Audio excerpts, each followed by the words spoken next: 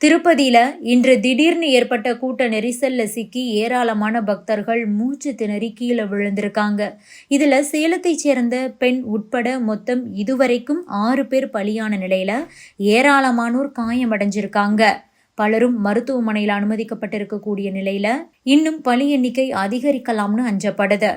இந்த கூட்ட நெரிசல் ஏற்பட்டது எப்படி, பக்தர்களின் இறப்புக்கு என்ன காரணம் என்பது பற்றி திடுக்கிட வைக்கும் தகவல் வெளியாகி உள்ளது.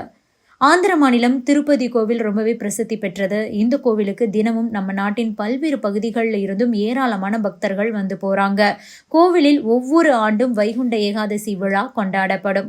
அதன்படி இந்த ஆண்டுக்கான வைகுண்ட ஏகாதசி விழா ஜனவரி 10ஆம் தேதி நடைபெற போகுது. அன்றைய தினம் கோவிலில் சொர்க்கவாசல் திறக்கப்படும். அதற்கு பிறகு சொர்க்கவாசல் வழியாக பக்தர்கள் தரிசனத்துக்கு அனுமதிக்கப்படுவாங்க. இந்த நிலையில தான் வைகுண்ட ஏகாதசியை ஒட்டி திருப்பதியில ஜனவரி 10ஆம் தேதியிலிருந்து ஜனவரி 19ஆம் தேதி வரைக்கும் சொர்க்கவாசல் அப்படிங்கிறது திறந்திருக்கும். இந்த 10 நாட்களும் பக்தர்கள் தரிசனம் செய்யலாம். இந்த வைகுண்ட ஏகாதசி விழாவுக்கான ஏற்பாடுகள் தீவிரமா நடந்து வருது. இத்தகைய சூழலில் தான் இன்று இரவு திருப்பதியில இலவச தரிசன டோக்கன் வழங்கக்கூடிய இடத்துல திடீர்னு கூட்ட நெரிசல் ஏற்பட்டிருக்கு. ஜனவரி 10லிருந்து 19ஆம் தேதி வரைக்கும் இந்த 10 நாட்கள்ல தரிசன டிக்கெட் அல்லது இலவச தரிசன டோக்கன் வைத்திருப்போர் மட்டும் திருப்பதிக்கு அனுமதிக்கப்பட உள்ளதா தேவஸ்தான அறக்காவலர் குழு தலைவர் PR நாயுடு தெரிவிச்சிருந்தாரு. இந்த தரிசன டிக்கெட் மற்றும் இலவச தரிசன டோக்கன் இன்றி கோவிலுக்கு வருவோருக்கு ஜனவரி 10லிருந்து 19ஆம் தேதி வரைக்கும் அனுமதி இல்லை அப்படின்னு வேற தெரிவிக்கப்பட்டிருந்தது. இலவச தரிசன டோக்கன் அப்படிங்கிறது நாளை, அதாவது ஜனவரி 9ஆம் தேதி தான் வழங்கப்பட உள்ளது. இதற்காக திருப்பதியில 8 கவுண்டர்கள், திருமலையில 1 கவுண்டர்னு மொத்தம் 9 கவுண்டர்கள் திறக்கப்பட்டுள்ளது. இந்த கவுண்டர்கள்ல நாளைக்கு அதிகாலை 5 மணிலிருந்து இலவச தரிசன டோக்கன் வழங்கப்பட உள்ளது. இந்த நிலையில தான் அந்த இலவச தரிசன டோக்கனை பெறுவதற்காக இன்று இரவே பக்தர்கள் ஏராளமானோர் திருப்பதியில கூடிட்டாங்க. ஒரே நேரத்துல பல்லாயிரக்கணக்கான பக்தர்கள் கூடியிருந்திருக்காங்க. இதனால கூட்ட நெரிசல் ஏற்பட்டிருக்கு. இதுல ஏராளமான பக்தர்கள் மூச்சு திணறி கீழே விழுந்துள்ளனர்.